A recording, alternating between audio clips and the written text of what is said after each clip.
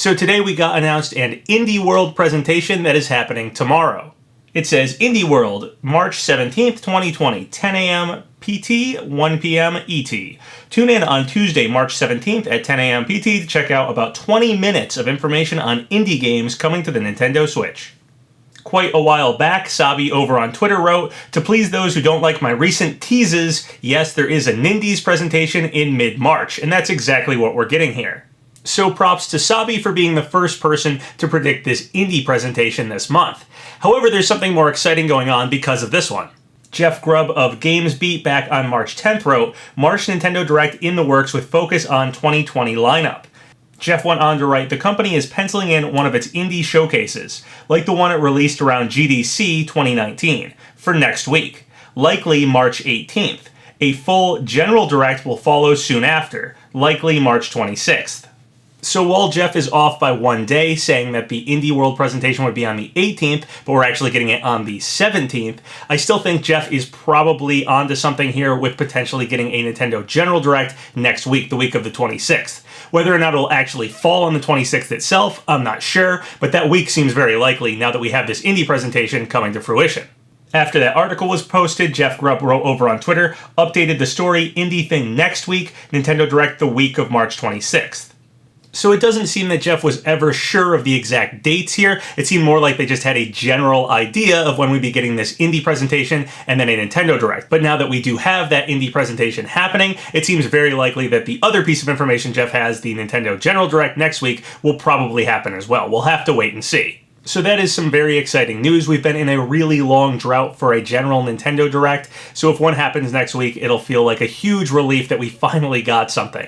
I don't know what would be in that general Direct. I could probably make some speculation video a little closer to next week, but hopefully we'll get some interesting news on some unreleased games. Is really all we have for Nintendo right now is that we know Animal Crossing is coming out on the 20th, but anything past that is total speculation at this point for 2020. Obviously, I always talk about Smash speculation, and do I think a Smash character would get revealed in this Direct if we do get one? I'm honestly not sure. It's possible we could. Sakurai said it would be a while, but remember that video was recorded in November, and Hero, Banjo, Terry, and Byleth were all pretty back-to-back releases, only about a month or so in between them. So from November, December, January, February, end of March, that's kind of enough time to be a while before we got another character revealed. Of course, it's just as likely, even if we do get a Nintendo Direct, that we don't get a Smash character revealed and we have to wait all the way until like E3 or something before Nintendo actually starts showing off fighters from the second Fighters Pass.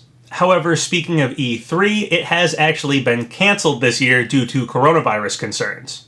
Over on Twitter, @E3 wrote, "We are considering options for online. Stay tuned."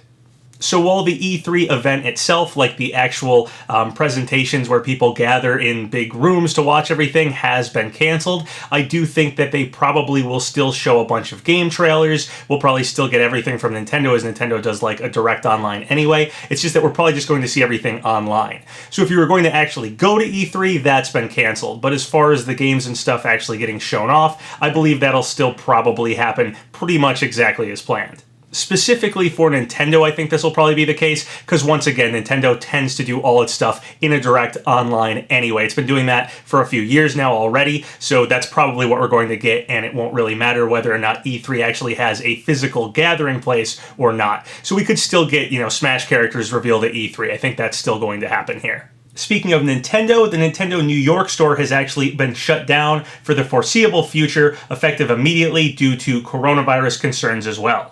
So this is a bummer, not only because that store is really cool, but also because if we do get a character revealed, say, in this Direct that could be happening next week, we probably won't get that New York Nintendo store reaction video that we always get of everyone reacting to it in the store itself. So that's going to be a pretty big bummer. I like watching those reaction videos. So even if we do get a character, yeah, that's not going to be part of this. And since it's for the foreseeable future, it could go for months or something. I don't know. So if we do get a character, say, a few months from now, say at E3, we may again not get that Nintendo New York store reaction video like we usually do. And that's kind of sad. Over on Twitter, Actual Arrow wrote, "Oh my god guys, it just appeared on the UK eShop a few minutes ago. Is it dropping soon? Direct incoming, please. I can't wait anymore. I need it now." And then it shows Xenoblade Chronicles Definitive Edition showing up on the eShop. Apparently, No More Heroes 3 has also shown up on the eShop in certain areas. These both showed up on the eShop for pre-order, not for purchase. So with Jeff Grubb of GamesBeat talking about a potential Nintendo Direct next week, and both of these games showing up on the eShop for pre-order, it does seem like there's quite a bit of evidence supporting the possibility of getting that Nintendo Direct next week. So let's all hope that happens. Over on Twitter, @JackControllers wrote, update, Sony Interactive Entertainment plans on acquiring the Metal Gear, Silent Hill, and Castlevania IPs from Konami. In addition, Hideo Kojima will be involved in both Metal Gear and Silent Hills if they get the rights. Over on my Discord, Zach wrote, from January, a 4chan leak claimed that SIE had plans to acquire 3 of Konami's big IPs, Metal Gear, Castlevania, and Silent Hill. Recently, rumors of Silent Hill being remade by SIE has circulated, so this leak could have more credibility and worth keeping an eye on. And here's that 4chan leak. It says, hello, I'm an employee of Konami. Sorry for my bad English. I heard for a little moment that Sony wants to buy franchises such as Metal Gear, Silent Hill, and Castlevania. They want to remake Metal Gear 1 and Metal Gear 2 Solid Snake, just ideologically after the 5th part is suitable. Kojima is involved. PS5 exclusive. Silent Hill x Koichiro Toyama, Sony Gravity Rush Silent Hill 1 x Masahiro Ito, and then there's a link, soft reboot PS5 exclusive, maybe Akumi Nakamura involved. She's with SIE now. Castlevania full reboot, Shitaro Idia x Koji Igarashi x Sony, Japan project. Very Bloodborne style. I think more like as Lords of Shadow, not 2D, PS5 exclusive. Before these rumors of Sony buying these 3 IPs, we did already have rumors of Sony developing a Silent Hill reboot with the original team. So these are, of course, just rumors for right now, so take it with a big grain of salt. But this is pretty interesting to me because some of these franchises are a part of Smash, and we're getting those franchises from Konami right now. But if they changed ownership, would we still be able to have them in future Smash games? Who knows? It was a pretty big deal to get Snake back in Smash, and it was really exciting to get Castlevania represented, especially all the music and everything. It's very well represented in Smash, and Nintendo and Konami are, of course, working together on Smash. Konami's on board with that. But Sony isn't on board with Smash, at least not yet. So if Sony acquired the IPs, would we get those franchises next time? We might not. And I think this is a really good time to really stress the whole everyone is here thing, and how unique Smash Ultimate really is in getting all of these franchises in one game. I oftentimes see people speculating about who would get cut next time. A lot of times they think it'll just be the Echoes or maybe some of the tougher to acquire third-party characters. And a lot of people, I think, thought that Castlevania was definitely going to be on board, or Snake would definitely come back now that he's been in it twice. And something like this could make that, not a reality for some future Smash game. So again, I just want to really stress how important Smash Ultimate itself is, that getting as many franchises represented here and now with this game, it might be the one opportunity to get that, dream fan roster that we've all wanted since Brawl, with the 80 plus characters on it for tons of different game series. Yeah, maybe we'll get all the fan-wanted characters in some future Smash games or something, but some of the ones we have right now might not show up then. So to get them all in one game, it basically has to be right now.